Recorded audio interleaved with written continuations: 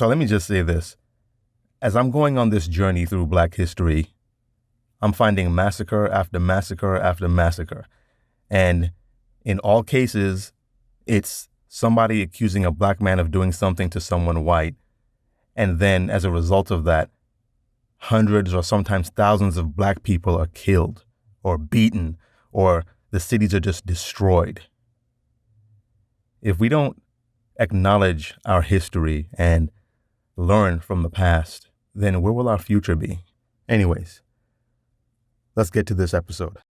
The East St. Louis Massacre was a series of outbreaks of labor and race-related violence by white Americans who murdered between 40 and 250 African Americans in late May and early July 1917. Another 6,000 Black people were left homeless, and the burning and vandalism cost approximately $400,000, $7,982,000 in 2021, in property damage. The riots left dozens dead, devastating a community on the rise. After this message, we'll go into more details. I want to talk a little bit about a new affiliate, Nagast Footwear. They are a Black-owned company that makes some of the best quality shoes, clothes, and hats that I've seen in a very long time. They are designed to empower customers and to teach self-love, self-respect, and self-confidence. I've purchased some of their footwear, and they have lasted me well over a year. Nagast Footwear makes sneakers, running shoes, slippers, boots, hats, and clothing. I love my slippers. I love my sneakers.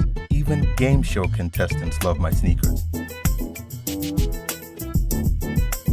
Click my affiliate link below to visit their site to browse and to shop. Every purchase helps me grow this platform. From July 1st through July 3rd, 1917, a small Illinois city located across the river from its Missouri counterpart was overrun with violence. Dottie Kennedy's father, Samuel, born in 1910, lived in East St. Louis when the conflict occurred. A smoldering labor dispute turned deadly as rampaging whites began brutally beating and killing African Americans.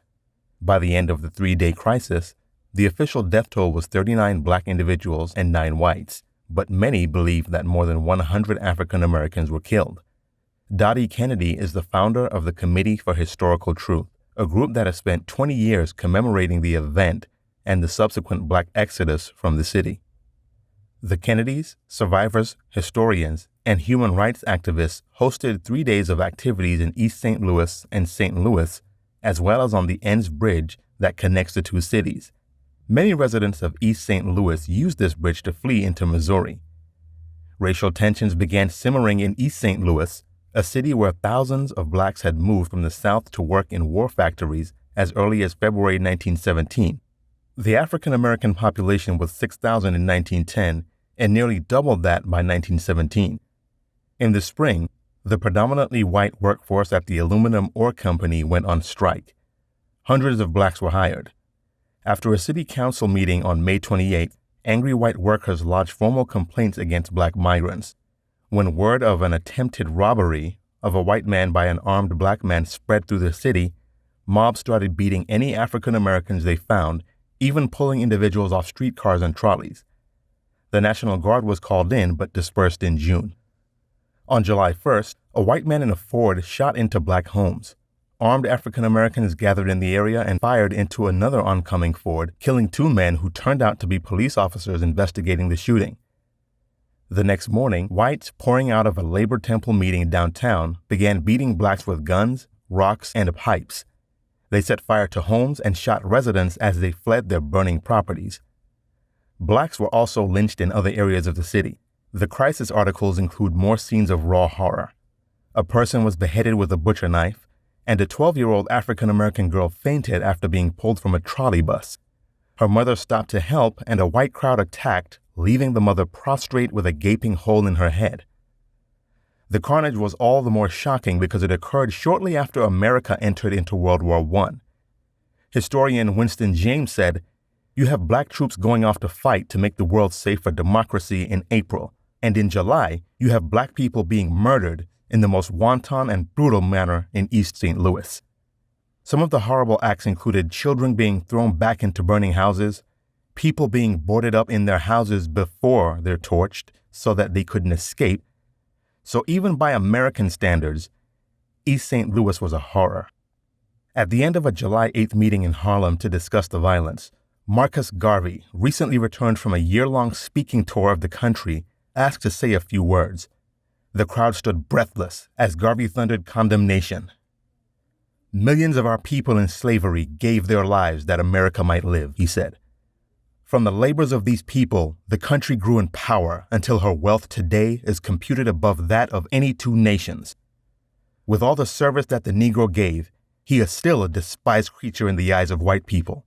For if he were not to them despised, the whites of this country would never allow such outrages as the East St. Louis Massacre. This is a massacre that will go down in history as one of the bloodiest outrages against humanity for which any class of people would be held guilty." Garvey's speech and a reprint entitled "The Conspiracy of the East St. Louis Riots" would propel Garvey into the national stage. In some cities, clashes were sparked by the sight of black troops in uniform. In September 1917, for instance, black soldiers clashed with white civilians in Houston, Texas. In 1919, during a prolonged period of civil unrest known as the Red Summer, 26 race riots occurred in cities across the United States. A year after the riot, a special committee formed by the United States House of Representatives launched an investigation into police actions during the East St. Louis riot.